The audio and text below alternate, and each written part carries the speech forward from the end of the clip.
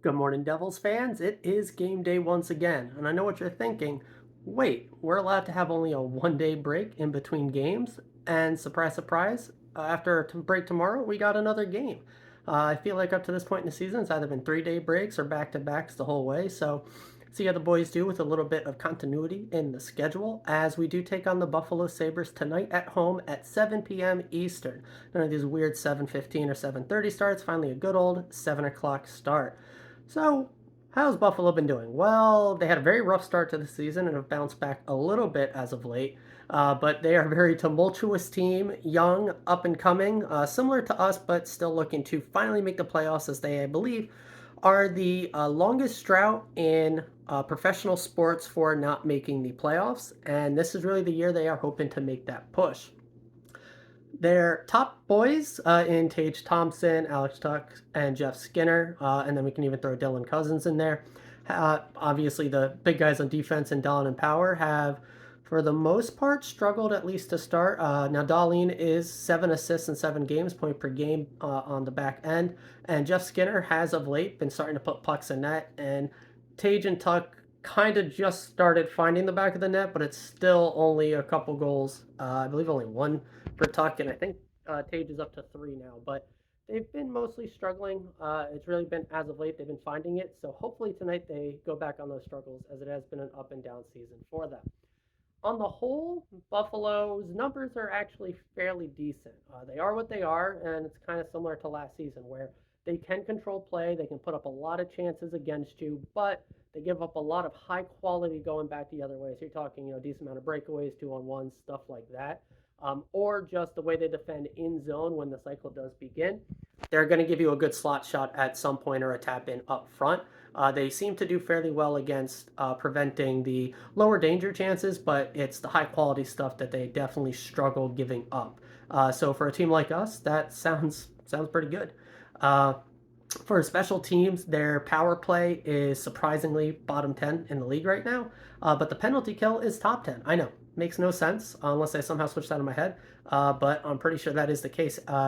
So don't know exactly what's going on there. I'm still horrified of their power play, especially with the way our penalty kill has been playing the past couple games. I don't know if they're necessarily a team that's going to make a blue line break in play. More so looking to set up Skinner or Tage for one-time slappers. So hopefully we can get the structure in and prevent those two guys, because really they're the biggest threats. But Tuck still plays a mean net front game, and he is going to explode at some point.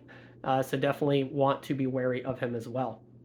On the penalty kill, they've done so-so. Like I said, it is technically top 10 in the league right now, but it does seem like they give up a good amount of chances. They've just gotten good goaltending during it. So we'll see if our red-hot power play, if we actually get a few chances in this game, continues to click at the pace we have been going at, which I see no reason for us not to. Way too much skill, and we have Jack Hughes. So feels somewhat automatic, similar to the Oilers last year, where early on people were like, "There's no way to sustain this," and they did. I kind of feel like we're in that same camp, barring an injury or something crazy going down with the top unit there. On the actual 5-on-5 as a whole, it's semi what you expect. The Tage line is the one that cooks for them. They're the one we want to keep an eye out for. Skinner's been the one scoring basically all their goals, and most of the offense flows from the back end through Darlene. But that top defensive pairing does have its struggles as far as giving up chances against as well. It's really been their second unit there with Owen Power that has mostly cooked in the offensive zone, keeping control of play out of their own end. Otherwise, their top pairing and bottom pairing, especially that bottom pairing, is brutal. So if we can get Jack out there against that bottom defensive pairing, expect to watch some razzle and dazzle there on the ice. I think he'll do it against all three of the guys, but especially that bottom pair.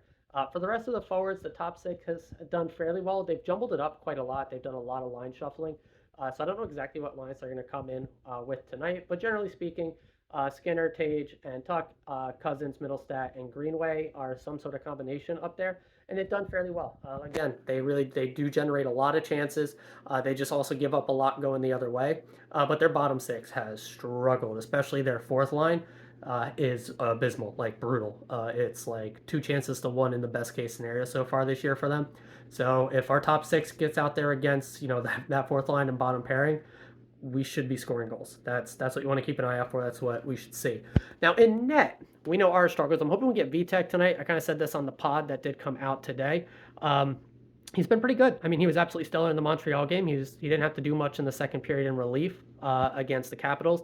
He gave up a power play, on the penalty kill power play goal against. That was really not on him. And then I did criticize, obviously, the game-winning goal was not great on his part, but he didn't really face a lot of shots. Came in relief after playing the night before. Just an awkward spot for a goaltender. You can't beat him up over that one. But if you look at the season as a whole, Vitek's been good. So I'm looking for a very solid performance out of him tonight. I think it's a really big one. Hopefully we don't get a lot of stinkers because I know the fan base is very on edge about the goaltending situation right now. In Buffalo's net, I know Levi was supposed to be their savior, and I don't think he's even dressing tonight. I don't know the full details, but does not look like he'll even be on the bench. I don't know who the starter, if it is confirmed quite yet, but we'll see how it goes. Their goaltending, I think it was Ukko Pekalainen, had played very well in his last outing, so we probably will be seeing him tonight. Buffalo has not played since Tuesday, so they had quite a nice break here in between games. So they probably traveled early, have already been in their hotel for a couple days now, so I don't expect any sort of travel fatigue out of them. So they'll probably come out hot with a strong start. They're a team that seems to do well in that area, and it's where we've struggled. So we've got to come out ready.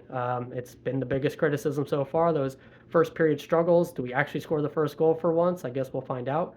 But it should be a good test. These are two high-flying, dynamic, high-scoring offensive teams that both, at least for this season, have had their defensive struggles for sure, especially in the giving up high danger chances area. So this is one of those games where it's going to be like a 9-8 or 2-1 just because hockey's hockey. I'm really looking forward to it. I love both of these teams. Shout out to any Buffalo fans that are watching this. You guys showed a lot of love on my core comparison video doing Buffalo and the Devils. So hoping you find your way back to this channel again.